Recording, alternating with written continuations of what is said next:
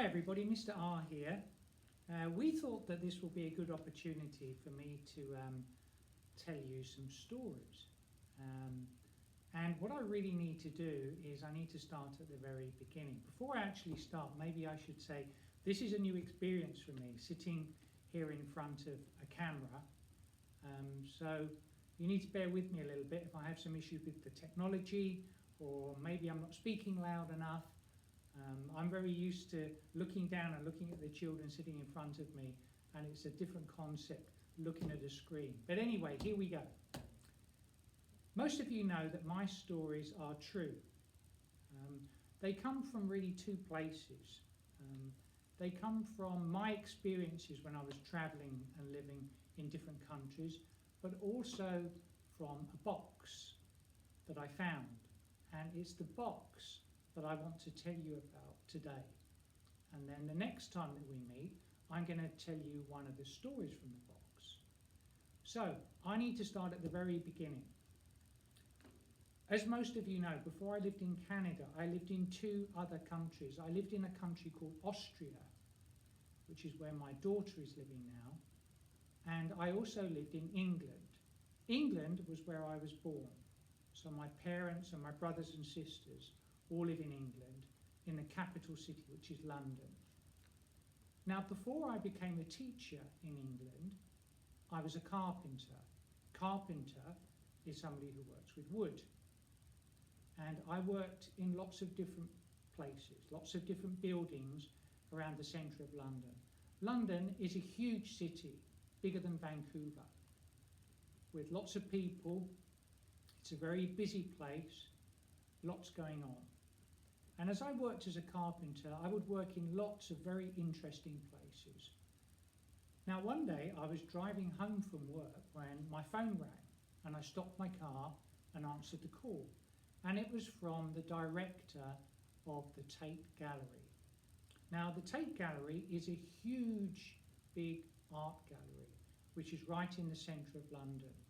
And the director was the person who ran the gallery. And he had some repairs that needed to be done, and he wondered whether I would come and have a look. So we talked for a while, and we arranged to meet the following day. So at 9 o'clock the following morning, I turned up at the Tate Gallery, and I met the director. And he took me up to the top floor in the lift. The Tate Gallery has 6 floors. It's a huge, huge building. Each floor is about the size of a soccer pitch. And on the walls hang paintings, some of them very small, but some of them enormous.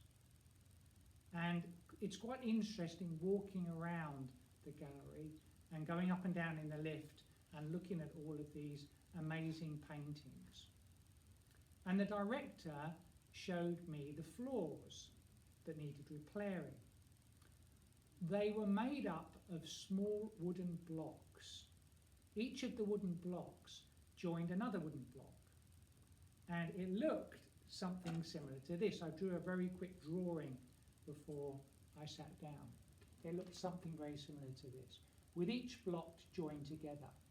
Now, in some of the corners, as you can see on my little drawing, some of the corners had been chipped and pieces of wood had disappeared. And what was happening was that as people walked around the gallery looking at all of these paintings, they were tripping over the floor and falling and hurting themselves. And the director had decided that all of the floors needed to be repaired. That meant working on each one of the floors and looking at each of the blocks to see which ones needed replacing. And he asked me whether I could do this job. And I said, sure, that's not going to be a big problem. I'm going to have to order the wood. When would you like me to start? How about tomorrow morning? And he looked at me rather strangely and he said, well, you do understand that you can't work during the day because the gallery is full of people. You're going to have to work during the night. And I thought about it and I thought, well, that's not a huge problem. Sure, why don't we say next week? So we agreed a time, and in the meantime, I told him that I would pick up the wood that I needed and fetch my tools, and I would start on Monday night. So on Monday night, I turned up at the art gallery. I'd been told that there would be a watchman there, somebody who unlocked the door and that would take me up to the top floor. It was quite a spooky experience turning up because, of course, the art gallery was empty. It was very dark. There was just a light on in the front of the building. And when I came into the building, I had to sign in, and the watchman took me up in the lift to the top floor where it was agreed I would start repairing the floors. I turned on the light and I walked down the floor right to the very corner of the floor, and the watchman had already gone back down in the lift and had told me, when you're finished, just come down and I'll let you out. Again, it was quite a strange experience because now I felt like I was the only one in the whole building. Every time I walked or took a step, my footsteps echoed around the whole floor. And for about the first half an hour, I just enjoyed looking at the paintings before I decided where to start. I looked at the floor and found that the worst corner was right at the front of the building, where lots of these pieces of wood had been badly chipped. So I put my tool bag down, I took out the tools that I was going to need, and I looked for a socket to plug my machine in. The machine that I needed for this was called a router, and a router is a little bit like a drill, but what it does is you can push the router down into the piece of wood and it drills out the old pieces of wood, which allows me to replace them with new ones. So I plugged my router in and I decided on a piece of wood to start off on, and I turned my machine on and I put my safety goggles down. The machine is really super noisy, and I pushed the machine down into the rotten piece of wood. And all of a sudden there was a bang and my machine fell through the floor.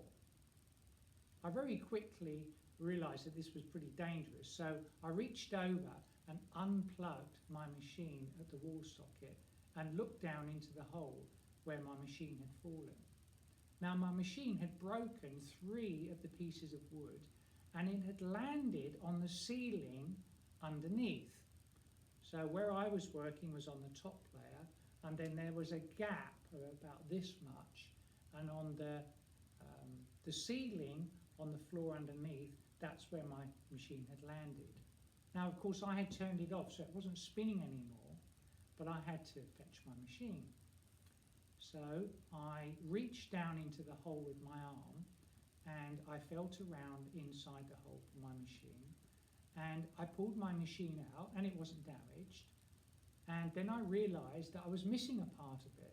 So I put my hand in again and I was reaching around on the floor looking for this part of my machine when my hand touched something that was cold.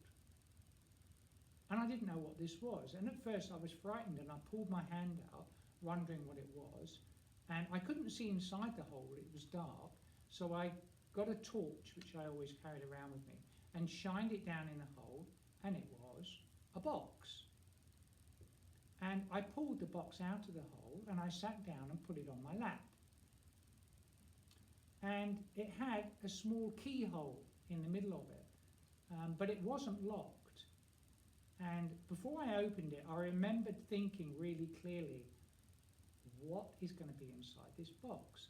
This box could have been here for hundreds of years. The building itself was 600 or 700 years old, and this box could have been there all of that time. Did it have gold coins in it?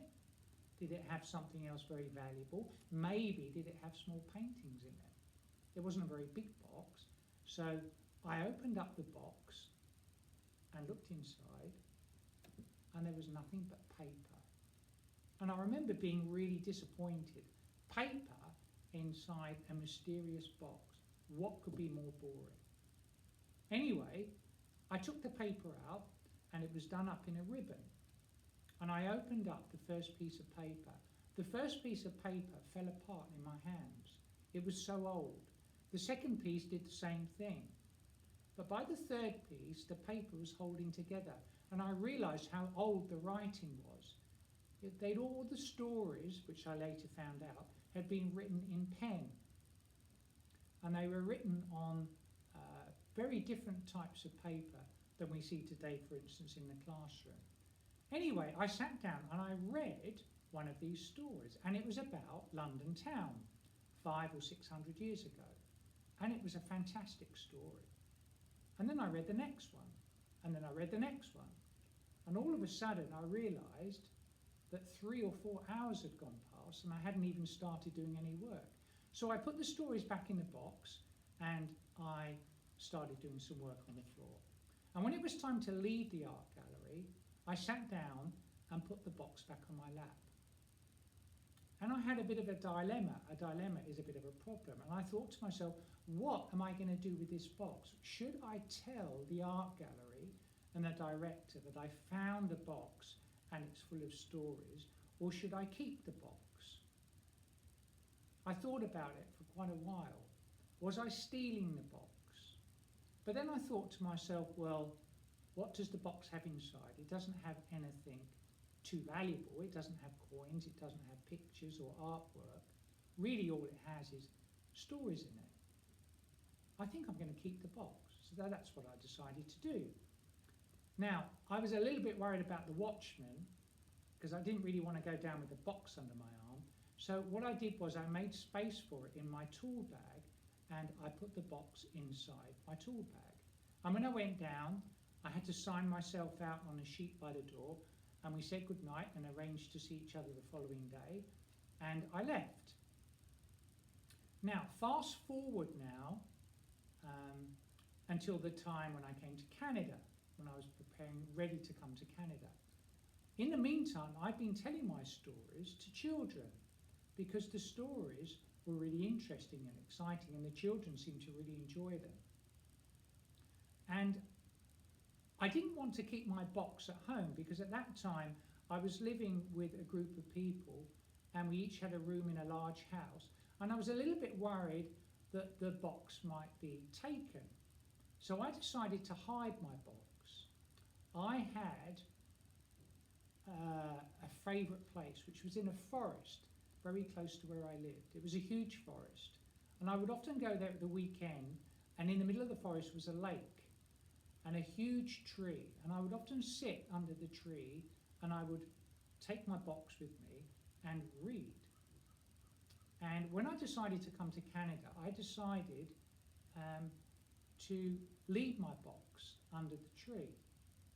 And I left my box under the tree and I dug a hole for it in the roots of the tree and I buried it. And what I decided to do, I said I was going to leave my box while I was in Canada. In fact, I wanted to take the box before I came to Canada, but because I wanted the box hidden, I decided to leave it under the tree, and that's what I did. And when I needed a new story, I would go back to the tree, read the story, remember it, and then hide my box again. It was time for me to come to Canada. I was in the airport. I was lining up, ready to check onto the plane. And for some reason, I started thinking about all of the things that I needed. I had my passport, I had my money, I obviously had my bags and everything else. And I got to the front of the queue and I realised what I'd forgotten. I'd forgotten my box.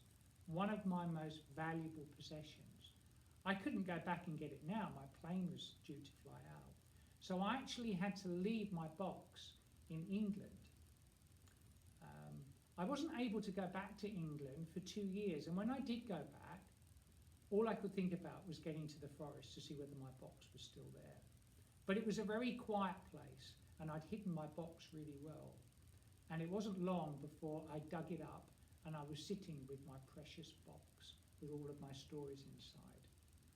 Now, when I went back to Canada that second time, of course, I brought my box with me. I don't have the stories in it anymore because I've got them hidden somewhere else. And I'm not even going to tell you where they are. But what I do have in the classroom is my box. So I'm going to show it to you quickly now.